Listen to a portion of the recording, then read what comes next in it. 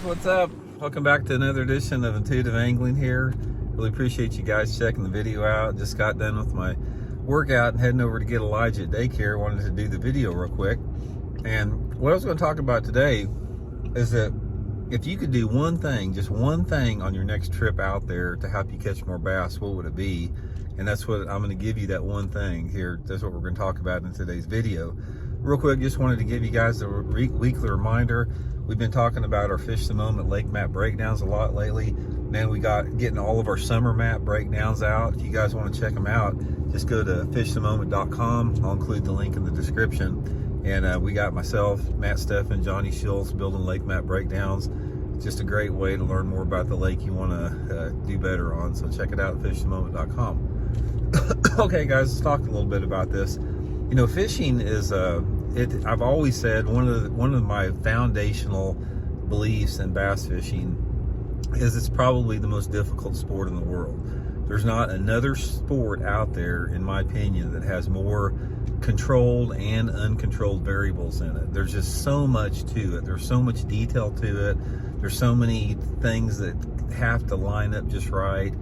So you got to be, be kind to yourself. Don't get bent out of shape if you have bad days on the water, because we all do.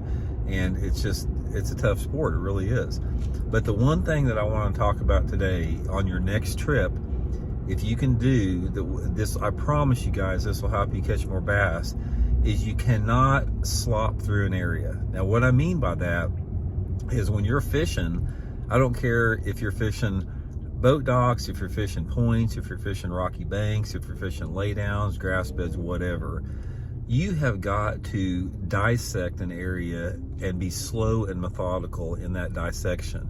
You can't blow through an area. When I'm talking about you can't slop through an area, you can't be sloppy on the trolling motor. You can't come in too hot. You can't come in too slow. You have to be coming in just the right speed in order for you to make that correct cast and that correct angle without being too close or too far away. You got to come in at the right speed so you don't spook the fish. You got to make the right cast as far as it being quiet. You have to make multiple presentations on an area. You have to make sure your casts are accurate. And I think a lot of people, what they do is when they're fishing specifically targets, like any type of bank cover, they don't pay enough attention to the detail of the art form of basically fishing, running a trolling motor, and working around cover. That's the difference between really good anglers and guys that just aren't that good, is how they break down the cover, how much time they spend on a piece of cover, and how they work the cover. That's a huge difference.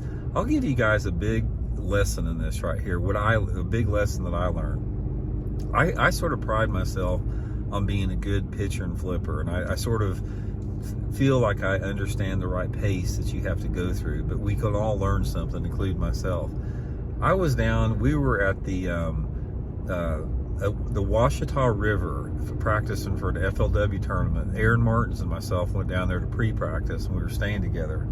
And the Washita River, there's a lake called Fellsmore Lake, or I can't remember, it's part of the river, but the thing is just absolutely packed full of cypress trees, which is one of my favorite things to fish.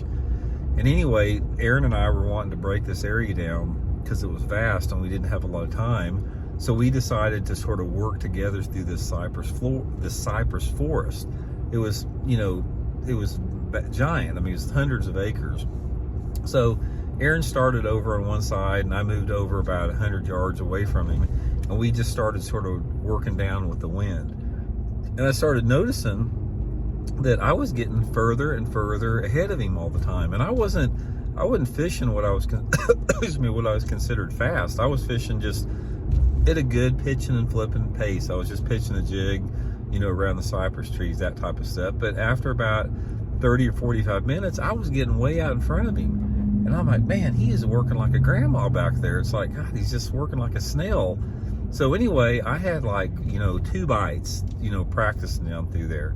And we get down to the end of the cypress down there, and I talked to Aaron, and I go, well, how'd you do? And he goes, well, I probably shook off like 15 or 20 fish. And I'm going, what? I said, I had 2 bites. And I got looking, and we started talking, and I was making like 3 or 4 casts, you know, around the cypress trees and then moving on to the next one because there's so many of them. Aaron was making like 20 casts to the same tree, working just like a snail, just completely around the tree, on super quiet on his trolling motor, and that's what he needed to do to catch the fish.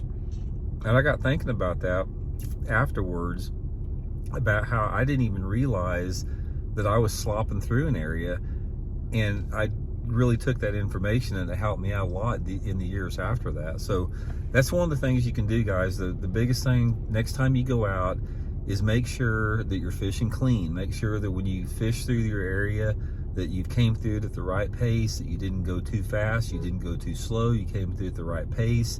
Make sure that your casts weren't sloppy. Pay attention to your casts, and really, really, really pay attention to your boat positioning. Like I said, one of the most, in my opinion, one of the most overlooked aspects of bass fishing is your ability to run your trolling motor. Because I see it happening all the time, is people don't calculate the right speed of their trolling motor as they approach targets, and they get thrown off by the wind or the current, or just the fact that they're going too fast or too slow. So try to master the art form of working a trolling motor. That'll help you out too. So anyway, guys, give it a try. It's a quick tip. I promise you guys will get more bites by doing that. And we'll talk to you guys later. See you.